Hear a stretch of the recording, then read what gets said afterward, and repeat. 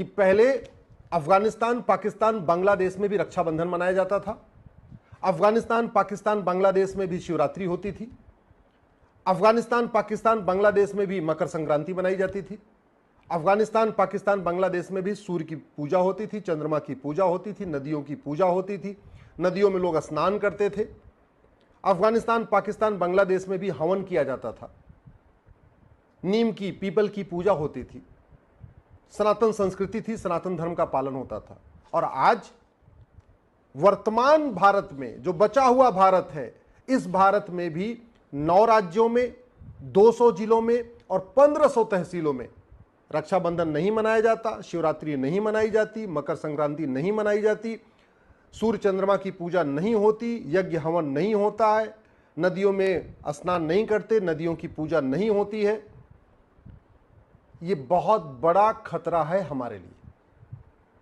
और सबसे बड़ी बात, आखिर क्या कारण है कि जहां पे 99% सनातनी रहते हैं, जिस गांव में, जिस मोहल्ले में 99% सनातन धर्म को मानने वाले हिंदू, जैन, बौद्ध, सिख रहते हैं, वहां 1% अगर कोई विदेशी पंथ को मानने वाला रहता है तो भी आराम से रहता है। लेकिन वहीं दूसरी तरफ जहां पे एक समुदाय विशेष 50% हो जाता है, जिस गांव में, जिस मोहल्ले में, वहां पे हिंदू, जैन, बौद्ध, सिख को पलायन करना पड़ता है। आखिर क्या कारण है कि जिस गांव मोहल्ले में 99% हिंदू, जैन, बौद्ध, सिख रहते हैं वो भी शांत रहता है, लेकिन जहां पे 50% भी समुदाय विशेष हो जाता है वो अशांत हो जाता है, संवेदनशील हो जाता है?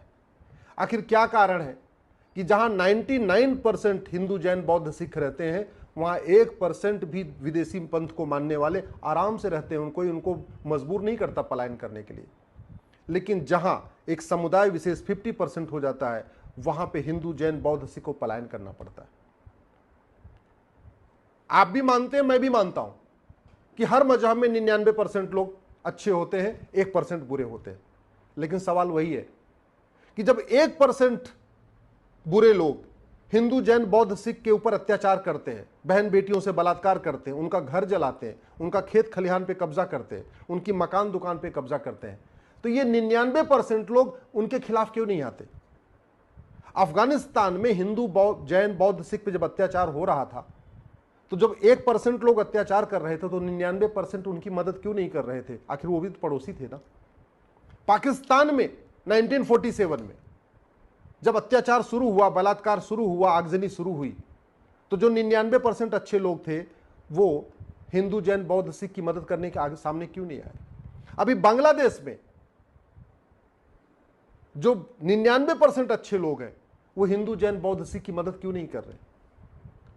कश्मीर में जब 1990 में नरसंहार हो रहा था तो वो जो 99% अच्छे लोग हैं वो 1% लोगों का विरोध करने क्यों नहीं आए? और आज तक उन्होंने क्यों नहीं कहा कि भैया तुम अपना घर छोड़ के चले गए हो, मकान छोड़ चले गए हो, दुकान छोड़ चले गए, आओ अपने घर में रह लो? वो 99% आज भी क्यों नहीं बुला लेते उन पुराने जो वहां से हिंदू, जैन, बौद्ध, सिख पलायन किए कश्मीर से? मैं आज ये संविधान की शपथ लेने वाले माननीयों से इसलिए सवाल पूछ रहा हूं क्योंकि बहुत सारे माननीयों को नार्सिज्म की प्रॉब्लम हो गई है, मेगलोमोनिया की प्रॉब्लम है या स्टॉकहोम सिंड्रोम की प्रॉब्लम है। अगर सारे मजहब एक समान होते हैं, सारे मजहब की एक टीचिंग है, तो पूरी दुनिया में हाहाकार क्यों मचा हुआ है? आखिर पूरी दुनिया में झगड़ा किसका है? रिलीजन का झगड़ा तो है ना। तो अगर सबकी टीचिंग अच्छी है, सारे रिलीजन एक समान होते हैं, सब में भाईचारा सिखाते, तो फिर झगड़ा चल क्यों इसलिए रहा है? आखिर मैं संविधान की शपथ लेने वाले माननीयों से पूछता हूं कि अगर कोई व्यक्ति इक्वेलिटी को नहीं मानता कि सब एक समान होते हैं, ऐसा मानता ही नहीं, तो क्या उसको भारत की नागरिकता मिल सकती है? क्या उसको आर्टिकल 25 के अंतर्गत फ्रीडम ऑफ रिलीजन मिल सकता है? क्या ऐसे व्यक्ति को भारत में घूमने टहलने की आज़ादी मिल सकती है और सबको ये कहने की आज़ादी मिल सकती है कि जो हमारे रिलीजन को माने वो तो ठीक है, जो नहीं माने वो ठीक नहीं है, उसको कन्वर्ट किया जा सकता है? क्या भारत में जो लोग जेंडर जस्टिस को नहीं मानते, जेंडर इक्वलिटी को नहीं मानते, उनको भारत की सिटीजनशिप मिलनी चाहिए, उनको फ्रीडम ऑफ रिलीजन मिलनी चाहिए, उनको राइट टू जस्टिस मिलना चाहिए? क्या उनको भारत की और जो सुविधाएं वो मिलनी चाहिए? क्या जो लोग यूनिटी, नेशनल इंटीग्रेशन को नहीं मानते, जो लोग फ्रेटर्निटी को नहीं मानते या फ्रेटर्निटी एमंग रिलीजन मानते हैं, यूनिटी एमंग रिलीजन मानते हैं, यूनिवर्सल फ्रेटर्निटी नहीं मानते, यूनिवर्सल इक्वलिटी नहीं मानते, यूनिवर्सल जस्टिस नहीं मानते। कहने का मतलब न वसुधैव कुटुंबकम को मानते हैं, न नारी तू नारायणी को मानते हैं, न यत्र नारस्तु पूज्यते रमन्ते तत्र देवता को मानते हैं, न सर्वमंगल मांगल्य को मानते हैं। क्या भारत का संविधान उनको फ्रीडम ऑफ रिलीजन देता है क्या? जो लोग जिनकी सोच ऐसी है कि जो हमारे मजहब को माने वो अच्छा, जो हमारे मजहब को ना माने वो बुरा, जो हमारे मजहब को माने वो पाक, जो हमारे मजहब को ना माने वो नापाक, जिसकी ऐसी सोच है, क्या उसको फ्रीडम ऑफ रिलीजन मिलना चाहिए? उसको स्कूल खोलने का अधिकार मिलना चाहिए और स्कूल में छोटे बच्चों को यही बात सिखाने का अधिकार मिलना चाहिए? जिस रिलीजन में डेमोक्रेसी का कॉन्सेप्ट ही नहीं है, डेमोक्रेसी बिल्कुल हराम है, क्या उसको भारत में फ्रीडम ऑफ रिलीजन मिलना चाहिए और स्कूल खोल के यह बात सिखाने का अधिकार मिलना चाहिए? आर्टिकल 13 क्या कहता है कि न कोई कुरीति होगी, न कोई कुप्रथा होगी। जो लोग कुरीति को ही अपनी रीति कहते हो, कुप्रथा को ही अपनी प्रथा कहते हो, जो लोग माता पिता को एक समान नहीं मानते, भाई बहन को एक समान नहीं मानते, पति पत्नी को एक समान नहीं मानते, क्या उनको भारत की सिटीजनशिप मिलना चाहिए?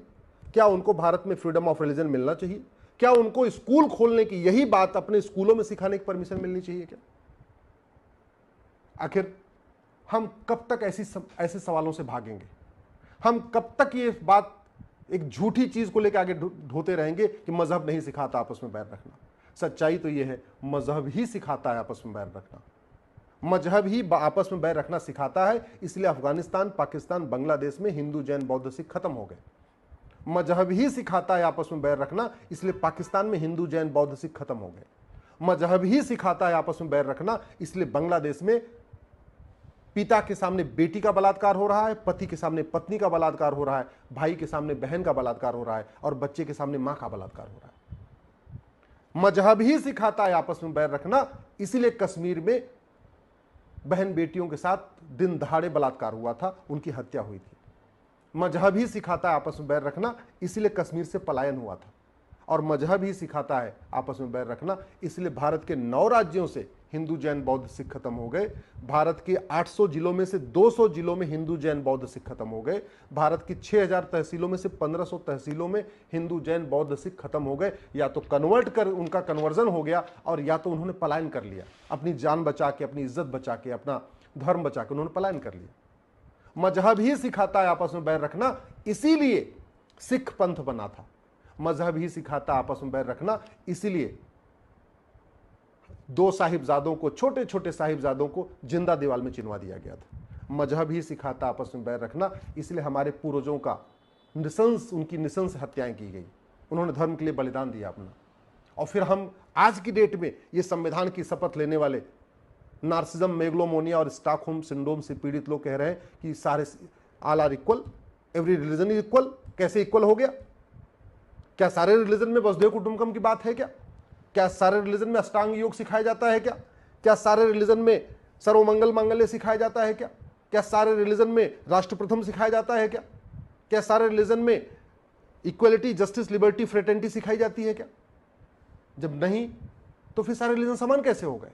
जब टीचिंग ही गलत है, जब टीचिंग में लिखा हुआ है कि जो हमारे रिलीजन को माने वो तो अच्छा है, जो नहीं माने वो बुरा है, और जो बुरा है उसके साथ कुछ भी कर सकते हो। जहां रिलीजन में लिखा हुआ है, किताब में लिखा हुआ है कि जो आपको मानेगा वो तो जन्नत में जाएगा, जो नहीं मानेगा जहन्नुम में जाएगा, जो मानेगा वो हीवन में जाएगा, जो नहीं मानेगा हेल में जाएगा, तो फिर सारे समान कैसे हो सकते हैं? इस चीज को माननीय सांसद, विधायक, संविधान की शपथ लेने वाले माननीय सांसद, विधायक, मंत्री, मुख्यमंत्री भी सोचे, हाई कोर्ट के जज भी सोचे, माननीय सुप्रीम कोर्ट के जज भी सोचे, और फैसला देते समय इस बात का ध्यान रखें कि ये भारत में सबको इक्वल अपॉर्चुनिटी तब तक है जब तक भारत में हिंदू, जैन, बौद्ध, सिख मेजॉरिटी है। हाई कोर्ट के जज और सुप्रीम कोर्ट के जज इस बात का ध्यान रखें कि सुप्रीम कोर्ट का सम्मान यहां तब तक है जब तक हिंदू, जैन, बौद्ध, सिख मेजॉरिटी में है। नहीं तो अफगानिस्तान में सुप्रीम कोर्ट की क्या हालत है, पाकिस्तान में सुप्रीम कोर्ट की क्या हालत है, और अभी कुछ दिन बांग्लादेश में सुप्रीम कोर्ट के चीफ जस्टिस को इस्तीफा देना पड़ा। क्यों करना पड़ा आप भी जानते हैं। इस देश के जितने नेता हैं, जो सांसद, विधायक, मंत्री, अच्छी तरीके से समझ लें, भारत में सेकुलरिज्म है हिंदू, जैन, बौद्ध, सिख के कारण। भारत में डेमोक्रेसी है हिंदू जैन बौद्ध सिख के कारण। अगर भारत में संविधान चल रहा है क्योंकि सनातनी बहुसंख्यक है। भारत में लोकतंत्र चल रहा है क्योंकि सनातनी बहुसंख्यक है। भारत की सेना विद्रोह नहीं करती क्योंकि सेना में सनातनी बहुसंख्यक है। भारत के नौकरशाह साजिश नहीं करते नेताओं के खिलाफ क्योंकि वहां पे सनातनी बहुसंख्यक है। भारत की आम जनता विद्रोह नहीं करती नेताओं के खिलाफ क्योंकि यहाँ पे सनातनी बहुसंख्यक है। तख्ता पलट नहीं होता क्योंकि सनातनी बहुसंख्यक है। जजेस को खुलेआम इंसल्ट नहीं किया जाता क्योंकि सनातनी बहुसंख्यक है। मंत्रियों पे और सांसदों पे खुलेआम हमला नहीं होता क्योंकि सनातनी बहुसंख्यक है। इसलिए कानून बनाने वाले सांसद और विधायक और कानून की व्याख्या करने वाले हाई कोर्ट के, सुप्रीम कोर्ट के जज इस बात का ध्यान रखें कि कैसे सनातन मजबूत होगा। अगर आपके गलत निर्णयों के कारण सनातन कमजोर होगा तो याद रखिएगा आने वाली पीढ़ियां आपको माफ नहीं करेंगी। आज आप जो फैसला देना हो दे लीजिए, आपको जो कानून बनाना हो बना लीजिए, लेकिन आने वाली पीढ़ियां माफ नहीं करेंगी। इसलिए कानून बनाइए तो सनातन को मजबूत करने के लिए, और हाई कोर्ट सुप्रीम कोर्ट में फैसला करिए तो सनातन को मजबूत करने के लिए, भारत की संस्कृति को मजबूत करने के लिए, भारत की परंपरा को मजबूत करने के लिए, भारत के ज्ञान विज्ञान को मजबूत करने के लिए। अगर ये दिमाग से निकाल दीजिए कि सारे रिलीजन समान होते हैं, सबकी टीचिंग समान होती है, सारे रिलीजन में इक्वलिटी सिखाई जाती है, ये सबसे बड़ा फेक नैरेटिव है। और इस फेक नैरेटिव में हमारे सांसद, विधायक, मंत्री फंस चुके हैं। इस फेक नैरेटिव में हाई कोर्ट के, सुप्रीम कोर्ट के जज फंस चुके हैं। बहुत सारे माननीयों को नार्सिज्म की बीमारी हो गई है, बहुत सारे माननीयों को मेगलोमोनिया की बीमारी हो गई है, बहुत सारे माननीयों को स्टॉकहोम सिंड्रोम है, और इसीलिए वो देश को कहीं न कहीं नुकसान कर रहे हैं।